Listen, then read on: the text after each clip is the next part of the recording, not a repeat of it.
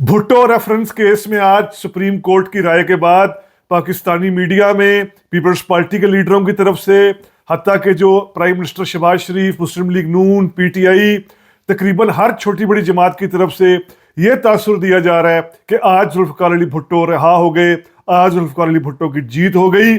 क्या वाकई पाकिस्तान का ये अजीम तरीन लीडर जिसने पाकिस्तान की रियाया को, जो अमली तौर पर रियाया थी, उसको अवाम बना दिया 1973 का आइन देकर, अवाम को जुबान देकर, सियासी हक देकर, क्या वाकई इतने बड़े रहनुमा को आज इंसाफ मिला है? आज क्या वाकई वो रहा हो गया है? और अगर ये इंसाफ नहीं मिला, सुप्रीम कोर्ट ने तो अपना काम कर दिया, तो इस इंसाफ ना मिलने में किसकी बदनीति ज्यादा है, किसकी नीयत खराब थी कि जुल्फ़िकार अली भुट्टो को आज 45 साल बाद भी अगर इंसाफ नहीं मिला? आज ये देखने समझने की कोशिश करते हैं रीथिंक विद उमर जावेद में। व्यूअर्स को रीथिंक विद उमर जावेद में वेलकम। आप में से ऐसे व्यूअर्स जिन्होंने अभी तक rethink with Umar Javed subscribe नहीं किया, हमारी रिक्वेस्ट है kindly rethink with Umar Javed subscribe करें। आज दिन भर जो सुप्रीम कोर्ट के राय के बाद सुप्रीम कोर्ट ने राय दी और सुप्रीम कोर्ट ने तस्लीम किया कि जुल्फ़िकार अली भुट्टो को फेयर ट्रायल का मौका नहीं दिया गया। जो भुट्टो केस चला 1979 में, भुट्टो को हैंग किया गया, उसमें भुट्टो को पूरा हक नहीं दिया गया। आइन के जो तकाजे थे, कॉन्स्टिट्यूशनल रिक्वायरमेंट्स थी, कानून के जो तकाजे थे, जो लॉ था, उसका ख्याल नहीं रखा गया। असल में ये रेफरेंस था एक 5 सवालात पर मुश्तमिल।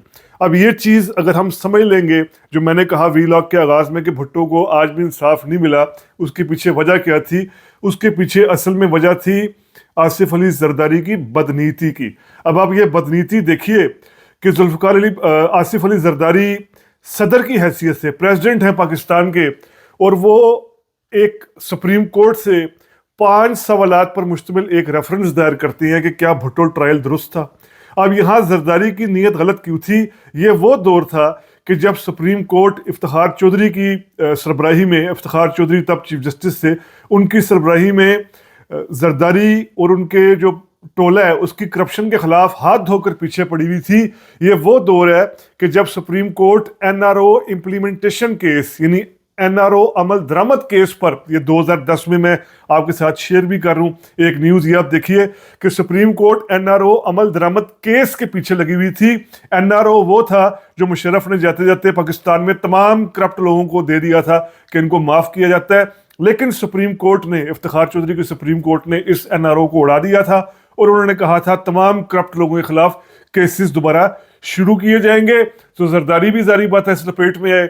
अब जरदारी प्रेसिडेंट बन गए थे, लेकिन उन्होंने जितनी करप्शन की हुई थी अपने 2 दवार में, वो उनका पीछा नहीं छोड़ी थी।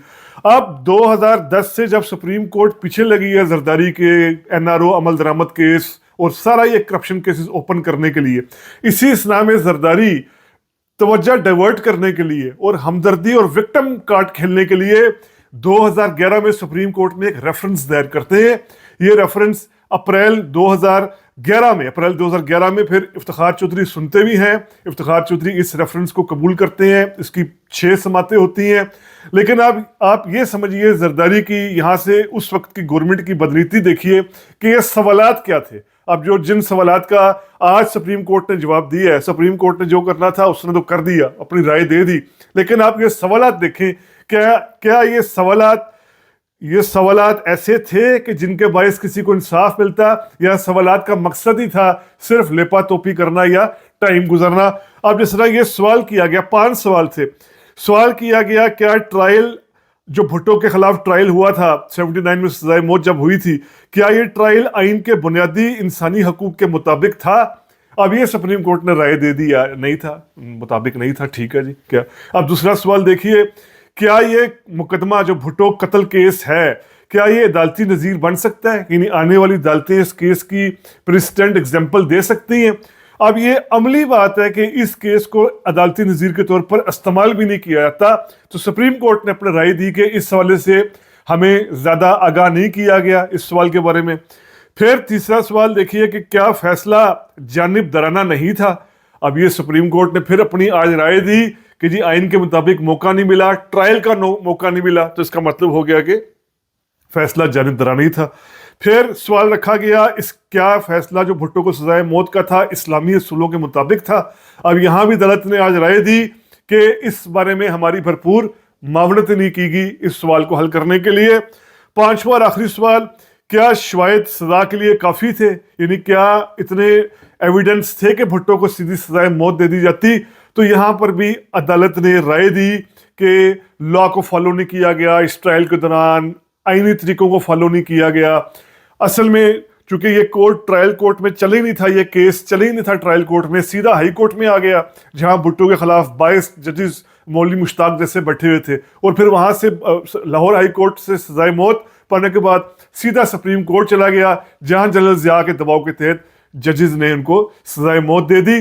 अब ये 5 सवाल आपने सुने देखे, अब ये 5 सवाल क्या 2011 में इस तरह के थे कि जो भुट्टो को सही तरह इंसाफ दिला पाते।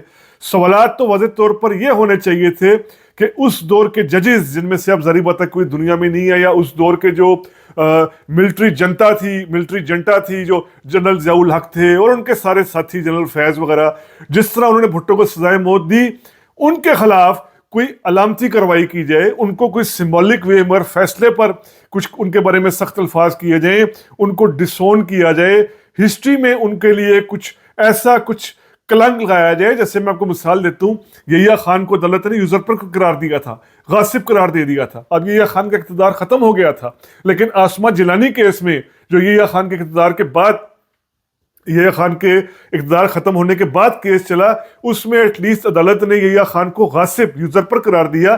तो इस केस में भी सवालात ऐसी होने चाहिए थे कि उस दौर के जजेस के बारे में क्या कहा जाए, उस दौर के जजेस को क्या जजेस माना भी जाए, उस दौर का जो जनरल ज़ियाउल हक था उसको क्या आर्मी चीफ माना जाए, जिस तरह वो नाजायज़ तरीके से प्रेसिडेंट बन गया था, गैर आईनी गैर कानूनी सारे जो इकदाम किए उस पर क्या किया जाए। ये ठोस सवालात होते तो फिर बात बनती, ज़री बताए सुप्रीम कोर्ट के सामने पेश किए जाते। लेकिन आसिफ अली जरदारी चूंकि खुद भुट्टो के साथ, भुट्टो की सोच, भुट्टो के नज़रियात जो थे उनके साथ खुद सिंसियर नहीं है, बल्कि आसिफ अली जरदारी और उनके साथियों को तो पता भी नहीं होगा कि भुट्टो कितने बड़े लीडर थे, भुट्टो ने लिखा क्या है। जरदारी को तो भुट्टो की किताबों का नाम भी नहीं पता होगा, जुल्फ़िकार अली भुट्टो ने कौन सी किताबें लिखी हैं, जरदारी को तो ये भी नहीं पता होगा सही तरीके से। तो ये था असल में मसला। लेकिन चूंकि हमारे यहाँ एक है कि मिथ का सहारा लेकर जिया जाता है, एक मिथ बन जाती है, तो आज इस तरह वो बिलावल भी उनके आंखों में आंसू और मीडिया भी इस तरह पोर्ट्रे कर रहा है कि जैसे जी भुट्टो को 45 साल बाद इंसाफ मिल गया है। आप खुद सोचिए, क्या इतने बड़े लीडर को इंसाफ मिल गया? ये 5 सवाल थे क्या जो सुप्रीम कोर्ट के सामने जरदारी ने पेश कराए थे 2011 में? क्या ये सवालात जायज हक अदा करवा पा सकते थे? कतई नहीं करवा पा सकते थे। बहरहाल सुप्रीम कोर्ट ने जो अपना काम करना था कर दिया। हम इस चीज़ का यही इज़हार करते हैं कि जुल्फ़िकार अली भुट्टो जैसे अजीम इंसान जिसको अभी तक 45 साल बाद भी इंसाफ नहीं मिला, लेकिन आज भी वो तारीख में जिंदा है। आज भी पाकिस्तान के हर हलके में भुट्टो के नाम पर वोट मांगा जाता है और भुट्टो जिंदा है का नारा गूंजता है। तो उम्मीद करता हूँ आपको ये व्लॉग पसंद आया होगा। अगर पसंद आया है तो काइंडली सब्सक्राइब कीजिए। Rethink with Umar Javed. शुक्रिया।